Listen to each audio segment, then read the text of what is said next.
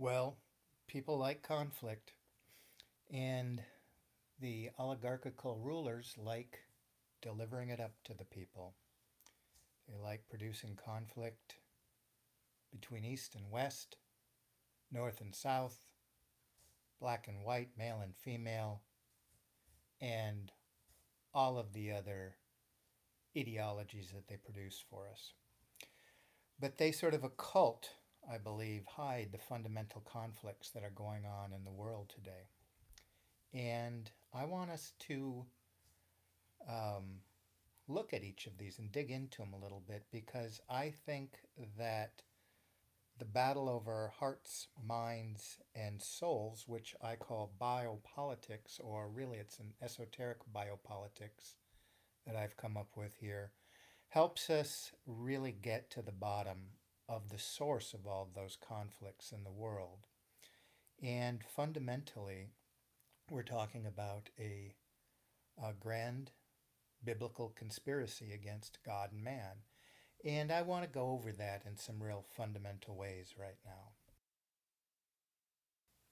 So, last time I introduced you to some heavy hitting texts from the 20th century that very much illuminate the battle, the true battlefield going on today. And these texts really kind of break all of the rules of the university. They look at transnational actors that specifically targeted the hearts and minds of men around the world in order to create a new sort of empire that would be ruled by oligarchical elites through an esoteric philosophy.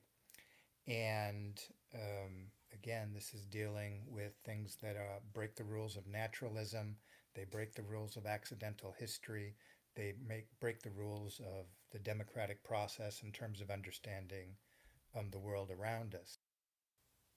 And so, what we have here are two worldviews that are at war with one another. And I believe that the stakes are the hearts, minds, bodies, and souls of the citizens of the world. And so I think that it does us a service to consider how they are juxtaposed to one another and how one view, that is the esoteric, or as these authors would say, the Jacobean view, was at war to replace the other worldview.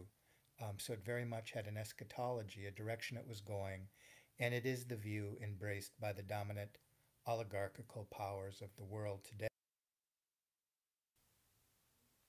So, deep state biopolitics and its esoteric eschatology is all about the competing worldviews that deal with transcendence. So, transcendence is about a project or an operation that moves people beyond the material. Very broad concept, very mystical, supernatural. And so we're going to try to get some terms that are a little bit more concrete so we can see these competing worldviews, again, that are ultimately about capturing the minds, bodies, and souls of the world population. So the worldview, the esoteric belief system of the dominant oligarchs, Francis Yates referred to as Hermetic Kabbalism. And here we see that in this worldview, everything in the cosmos is internally related, bound up with everything else. Even though the cosmos may be hierarchically arranged, there are forces that cut across and unify all the levels. Divine powers, understood variously as energies or light, pervade the whole. This principle is most clearly expressed in the so-called Emerald Tablet of Hermes Trismegistus, which begins with the famous line, "As above, so below." This maxim became the central tenet of Western occultism, for it has laid the basis for a doctrine of the unity of the cosmos through sympathies and between its various levels. The most important implication of this doctrine is the idea that man is the microcosm, in which the whole of the macrocosm is reflected. Self-knowledge, therefore, leads necessarily to the knowledge of the whole. Wow, so what does that mean? Well, let's go over some of the elements of this doctrine. And I'm pulling this once again from Alexander McGee's 2001 publication from Cornell University Press, Hegel, the Hermetic.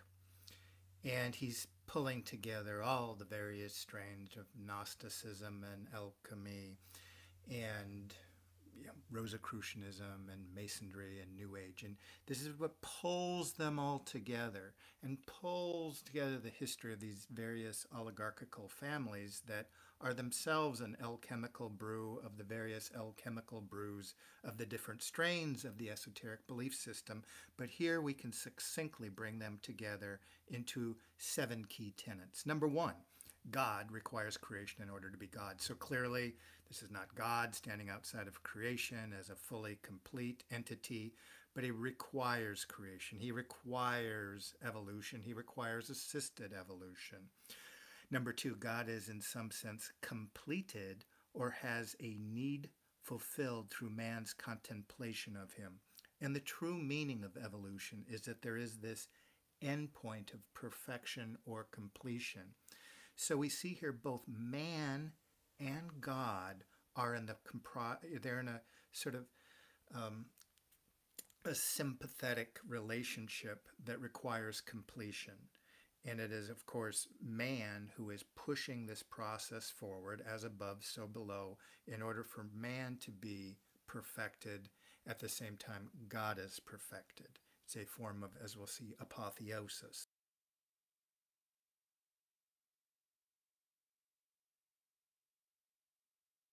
Number 3, illumination involves capturing the whole of reality in a complete encyclopedic speech. And this can bring us down many different trails. And I've mentioned before that the whole of the Enlightenment project was all about building the grand encyclopedia. And that would be set against this idea of the Dark Ages, which were based upon superstition. And instead it would be this type of rationality that was this sort of facade of the Jacobean project. Be this idea that encyclopedia would be sort of something that would be contained inside the consciousness of man, which 200 years ago probably seemed kind of grasping at straws, but of course with the advent of the internet and now with AI, we see these ideas presented to us in new ways that each of the collective, in fact, has to have access to the whole of this encyclopedic speech all at once. So we see part of a collective idea of transcendence through access to the whole. And it's a very Babylonian notion from that moment when all concentration began during the Tower of Babel, that the concentration, the will of the whole of the human population was focused at one point in one time. So it's a type of Babylonian, it's a Hermetic Kabbalistic re-engineering of the Babylonian moment. Man here, number 4, can perfect himself through gnosis, of course, knowledge. He becomes empowered through the possession of complete speech, tied into number 3, the ness of speech. And again, speech is, we talked about this, if you want to go back and look at the Rosetta Stone or the Philosopher's Stone, a biological Philosopher's Stone. And it's, again, apprehending speech, the word, the logos, and re-engineering that is very much the final stage of biopolitics. And so that's what this is going for. And when you see gnosis, again, we're talking about the left-hand path. This worldview does not reject the biblical worldview. It stands in opposition to it, or an antithesis of it. So one path is the revealed path of the scriptures, and the other is what's often referred to as the left-hand path, or transcendence through this moment of the singularity, through gnosis, knowledge, and will. And of course, this process is going to take an illuminated elite group that are going to help capture the concentration and the complete speech of society for this ultimate moment of transcendence, or this re-engineering of the fall of man and the Babylonian moment. And I know some of this stuff sounds a little out there, but spend a few years digging into the text, and over and over and over again, these themes arrive. And here we got it in 7 clearly enumerated points. Number 5, man can know the aspects or the moments of God because God is being created in real times, that we are in the process of a mediated sort of evolution of making God and making ourselves God all at once. And, part of this, it's going to require the whole concentration of whomever's left in the human population, but it's really, as you would guess, it's about a special project for the master race, or that the population that's going to lord over the rest of the population. Age of purification, in which the initiate is purged of false intellectual standpoints, i.e., a Bible worldview, or i.e., the artificial worldview that's given by the media and the universities, the exoteric worldview that's offered by the elites, the painting on the cave's wall. And you're going to, as an elite, as an illuminated one, you're going to now get the real worldview. But in order to get that, you need to be initiated. In fraternities, they call it haze. In the military, we call it indoctrination. But you're going to go through a set of procedures to make yourself worthy of this esoteric knowledge. And ultimately, the esoteric agenda, you grasp the higher you ascend through the levels of purification. Number 7, the universe is an internally related whole pervaded by cosmic energies.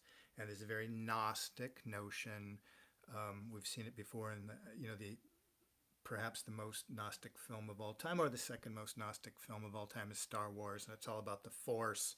We see the duality. There's white magic and black magic. That's part of their belief system. This is, again, in opposition to a biblical worldview, whereas there's God standing outside of creation and there's the rest of creation. But this is this idea that people can apprehend the Force to assist themselves in the project of completeness by making God and making themselves gods. And again, you got to stress this, that it's esoteric knowledge. So the project is really relegated to the oligarchs. However, they're going to need to apprehend the consciousness of the population in order for themselves to be gods or to lord over us. They have to have somebody to lord over. So some of these ideas may or may not sound strange to you, but when you break them down, think how much this is part of popular culture.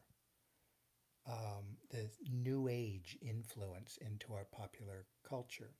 But specifically, think about the entire genre of science fiction. From the late 19th century until 2017, each of those 7 tenets is embedded in each and every piece of science fiction. Sometimes subtly, sometimes, especially lately, not so subtly. These are the themes that pervade that genre.